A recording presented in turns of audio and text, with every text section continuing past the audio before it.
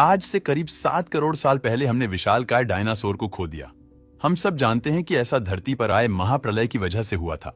लेकिन क्या आप जानते हो कि उस महाप्रलय के ठीक बाद धरती पर क्या हुआ था? पृथ्वी से करोड़ों किलोमीटर दूर अंतरिक्ष में एक बड़ी सी चट्टान भटक रही थी। ये चट्टान कोई एस्ट्रॉयड या उल्कापिंड नहीं, बल्कि डायनासोर का काल थी। ये चट्टान पृथ्वी के बीते हुए कल और आने वाले भविष्य की नींव रखने वाली थी। ये चट्टान एक युग परिवर्तन करने वाली थी। ये चट्टान किसी के लिए अभिशाप तो किसी के लिए वरदान बनने वाली थी।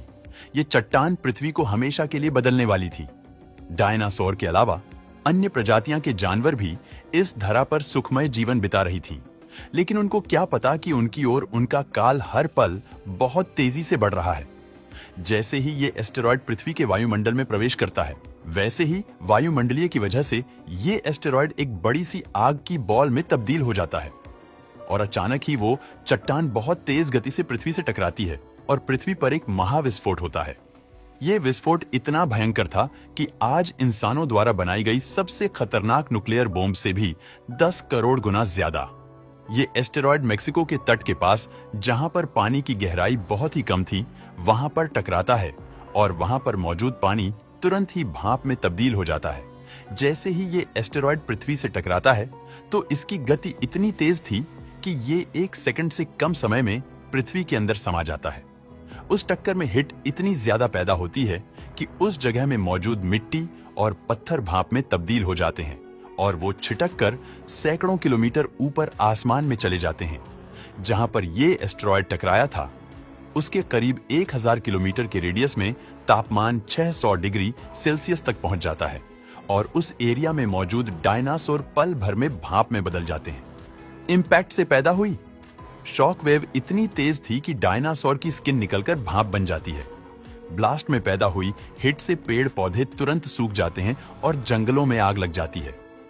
इस एस्टेरॉयड ने डायरेक्टली पृथ्वी के एक छोटे से एरिया में मौजूद डायनासोर को खत्म किया था, लेकिन तबाही का असली मंजर तो अब शुरू हुआ था। पृथ्वी के एक छोटे से एरिया में हुए इस ब्लास्ट ने पृथ्वी पर एक चैन रिएक्शन को शुरू कर दिया। एस्टेरॉयड के टकराने की वजह से जो मलबा आसमान में गया था, वो अब आंख के गोले बनकर आसमान से हजारों किलोमीटर दूर उन जगहों पर बरस रहा था जहां तक इंपैक्ट की डायरेक्ट हिट नहीं पहुंच पाई थी। और इंपैक्ट से हजारों किलोमीटर दूर मौजूद डायनासोर पर वो मलबा कहर बनकर बरसा आसमान से बरस रहे आग के गोलों ने जमीन के साथ साथ आसमान में उड़ रहे डायनासोर को भी तबाह कर दिया। लेकिन असली कयामत तो अभी आनी बाकी थी। ये तो बस शुरुआत थी।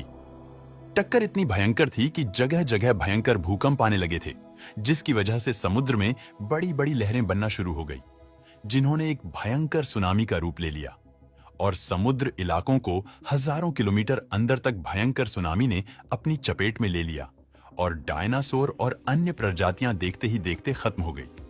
लेकिन कयामत अभी नहीं रुकी थी। इंपैक्ट को महज 5 मिनट से भी कम का समय हुआ था और पृथ्वी के एक हिस्से में मौजूद जीवन पूरी तरह से तहस महस हो चुका था। लेकिन पृथ्वी के दूसरे हिस्से में इस महाप्रलय की कोई भनक ही नहीं थी। पृथ्वी के दूसरे हिस्से में मौजूद डायनासोर रोजमर्रा की जिंदगी जी रहे थे। उन्हें इस चीज की भनकी नहीं थी कि पृथ्वी के दूसरे कोने में महाप्रलय का आगाज हुआ है और एक शक्तिशाली दुश्मन उनकी ओर तेजी से बढ़ रहा है।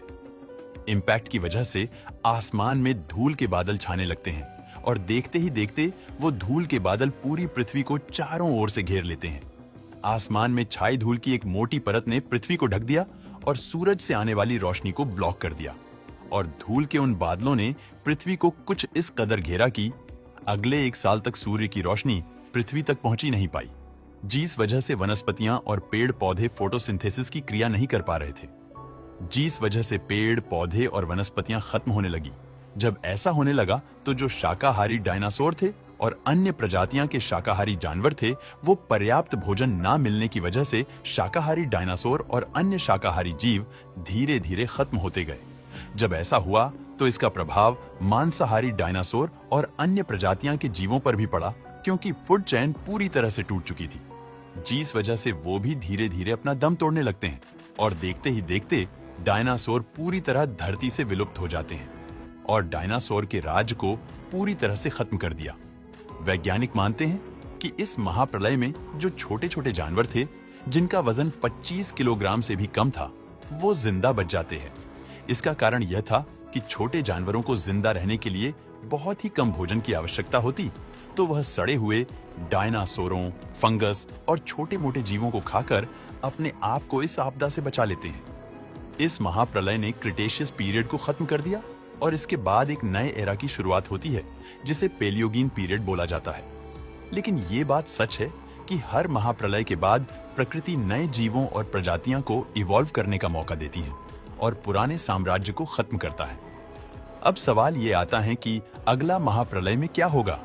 आपको क्या लगता है, कमेंट करके जरूर बताना।